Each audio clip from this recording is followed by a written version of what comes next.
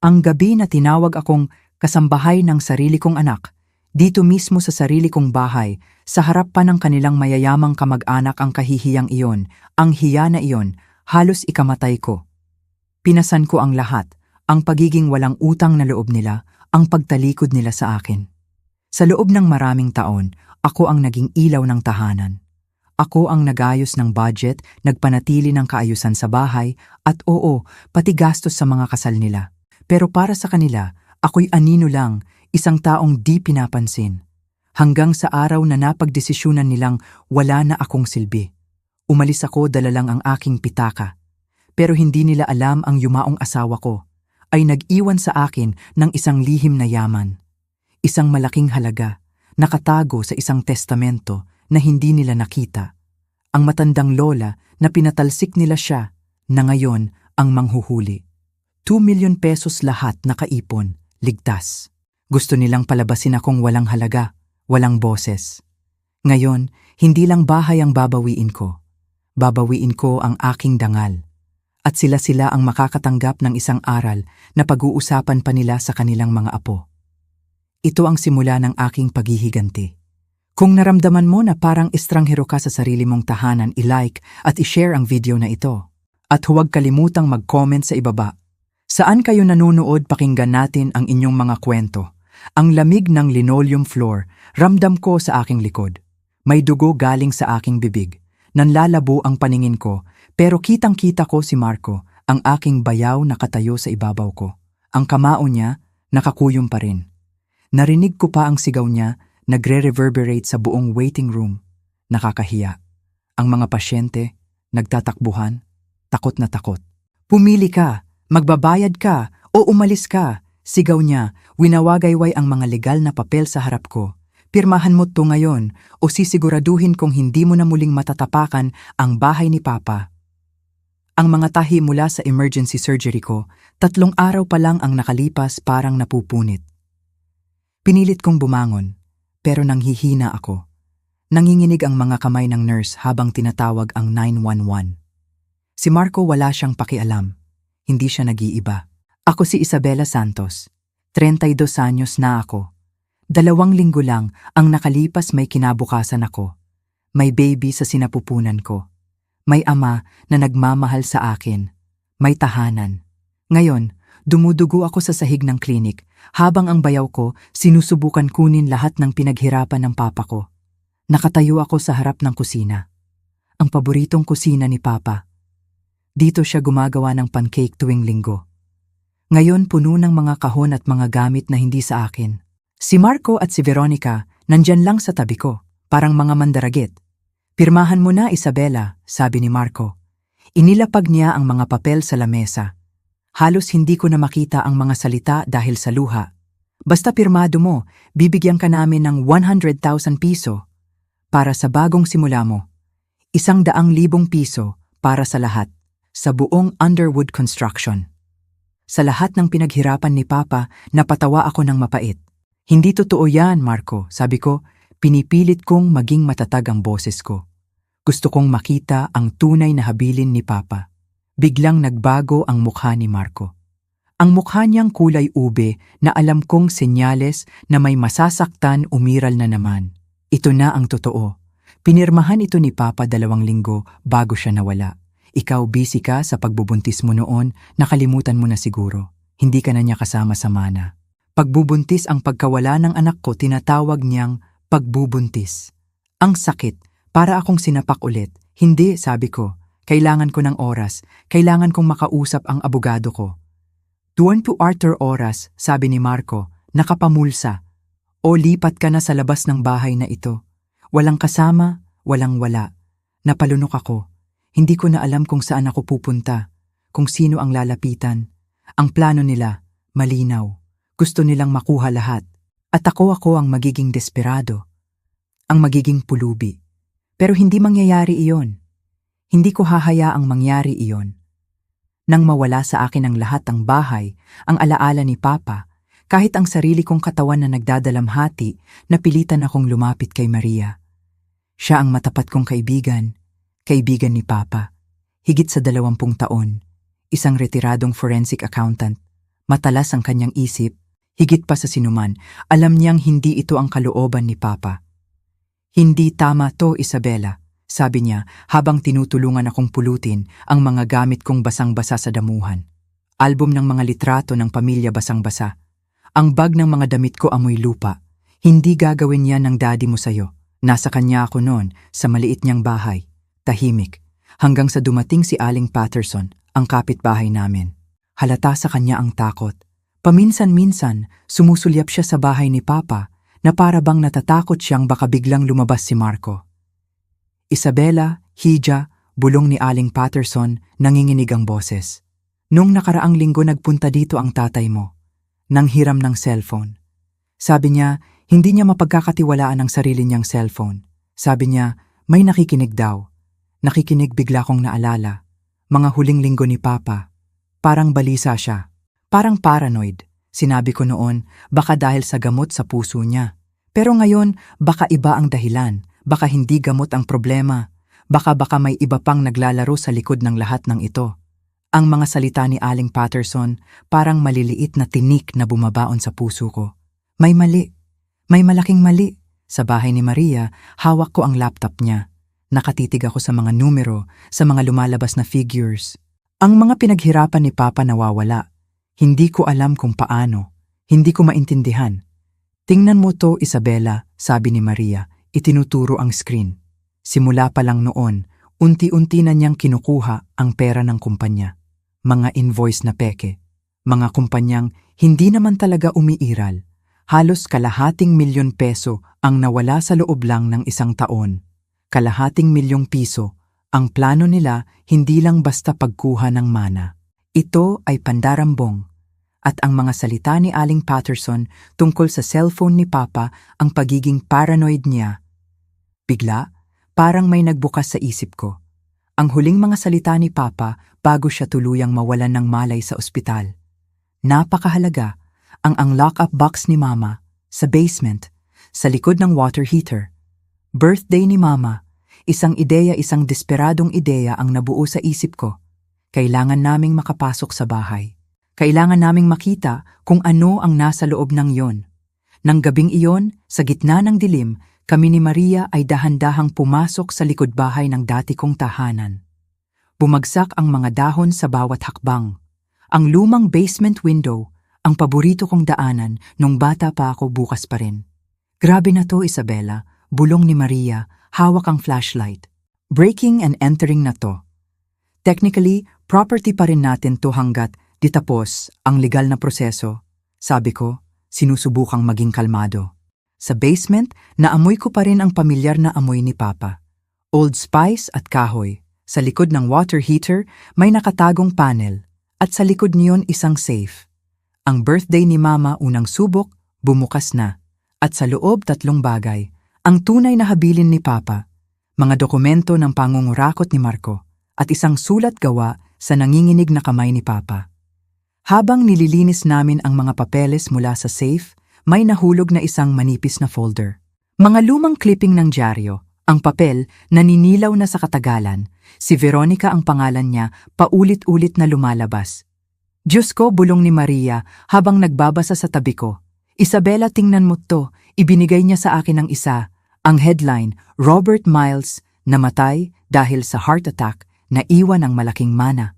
Sumunod pa ang isa pa, Anthony Garrett, pumanaw dahil sa kidney failure. Ang asawa nakakuha ng milyon. At ang pangatlo, Peter Kolinsky, bigla ang stroke. Ang asawa, namana ang kayamanan. 3 lalaki, 3 kasal, 3 kamatayan, 3 malaking mana. Lahat naiwan kay Veronica, lahat sa loob lang ng 3 taon bawat isa. Parang nabalik sa akin ang mga naririnig ko noon.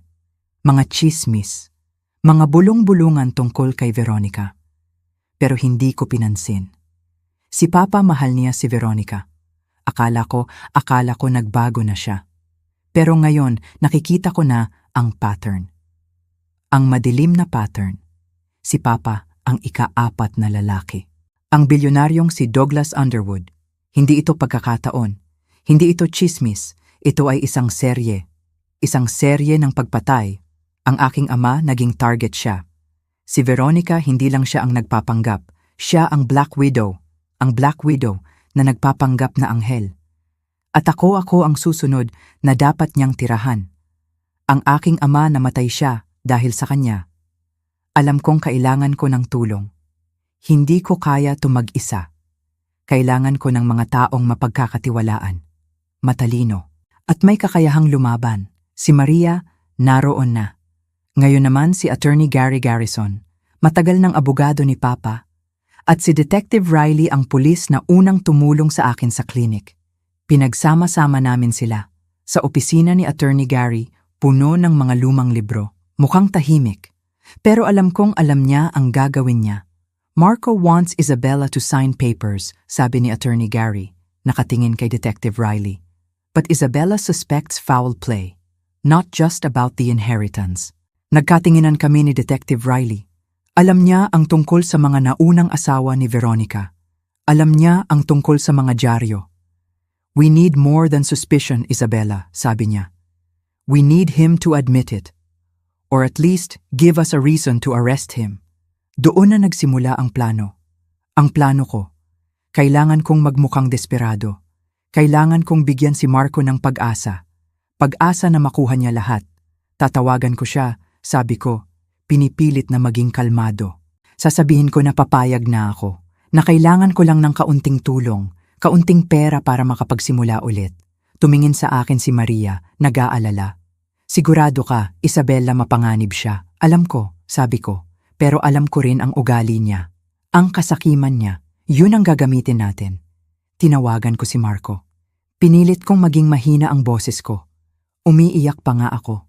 Marco, ikaw na ang masusunod. Pipirmahan ko lahat.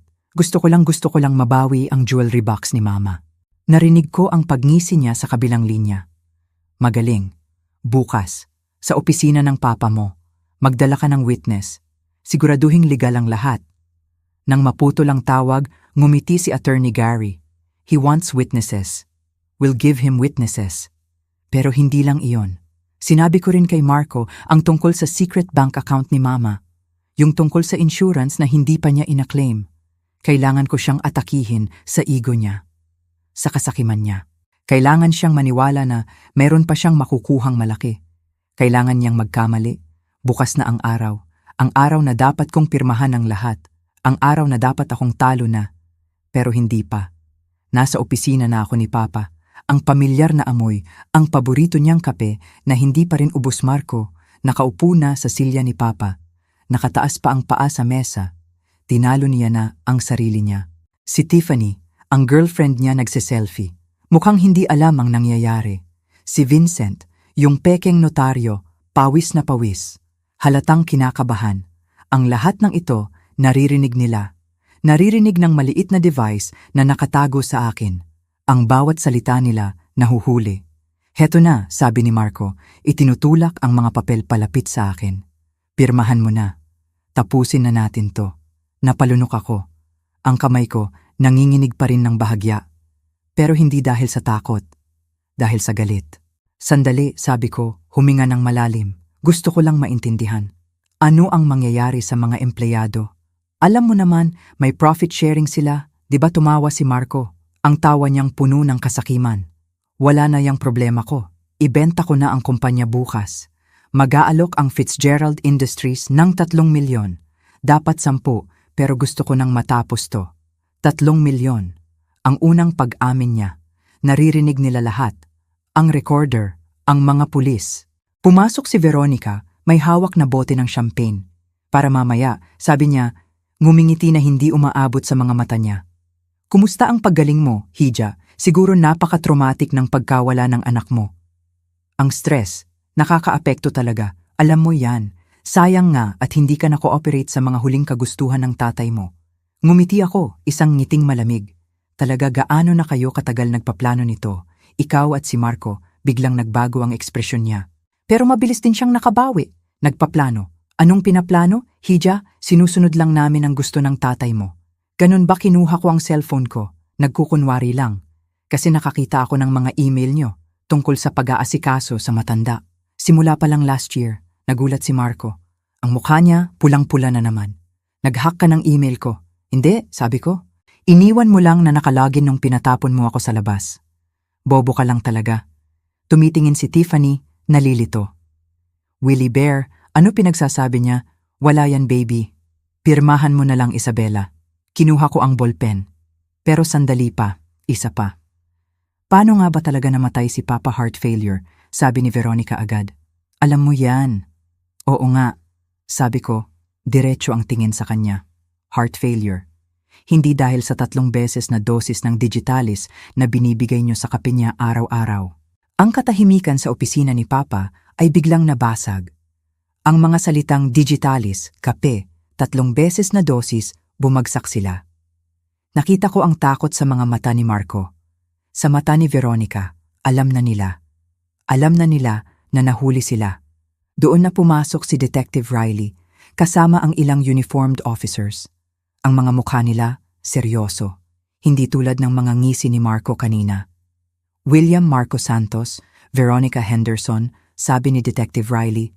Boses na matigas, walang bahid ng pag-aalinlangan. Arestado kayo sa kasong pagpatay, pandarambong, fraud, at marami pang iba. Mag-uusap tayo sa istasyon. Nagpumiglas si Marco. Sinubukan niyang tumakbo pero mabilis siyang nahawakan.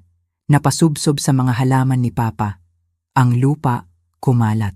Si Tiffany, sumisigaw. Willie Bear, anong nangyayari?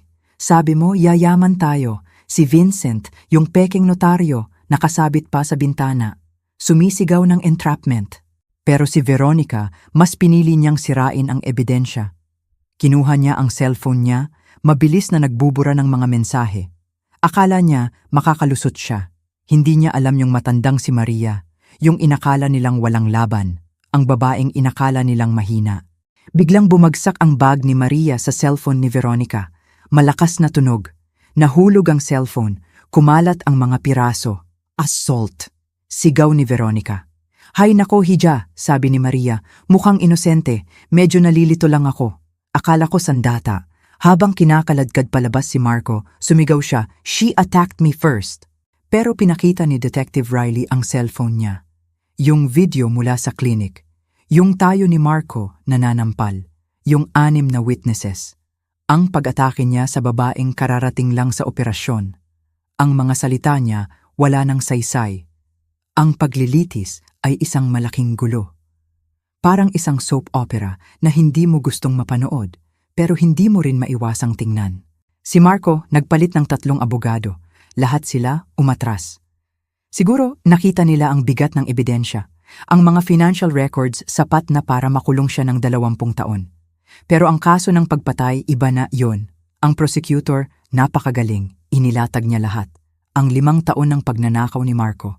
Ang pagiging desperado niyang ibenta ang kumpanya. At si Veronica ang tinawag niyang Black Widow. Ang abogado niya, nagpakita ng listahan.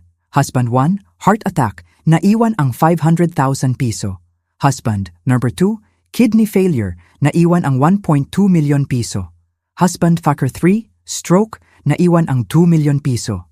At ngayon si Papa, si Douglas Underwood. Ang net worth niya, tinatayang 10 milyon piso. Dahilan ng pagkamatay, digitalis poisoning.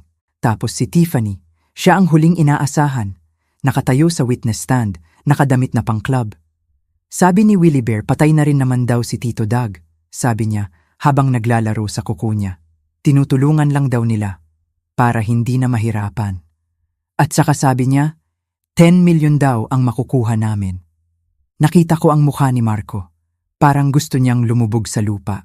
Pero ang pinakamalakas na ebidensya ang mga sulat at diaryo ni Papa. Ang tunay na habilin, ang sulat niya sa akin. Niyugyog niya ang buong korte. Namuno siya para sa anak niya, sabi ni Attorney Gary, nanginginig ang boses. Alam niyang pinapatay siya, pero hinayaan niyang mangolekta ng ebidensya para protektahan ka, Isabela. Nagtatapos na ang lahat. Ang mga empleyado, nabawi ang kanilang pension fund. Ang kumpanya hindi nawala. Mas lumakas pa nga. At ako nakahanap ako ng pag-ibig. Si Dr. Nathan Brooks. Ang doktor ko noon. Ngayon, asawa ko na.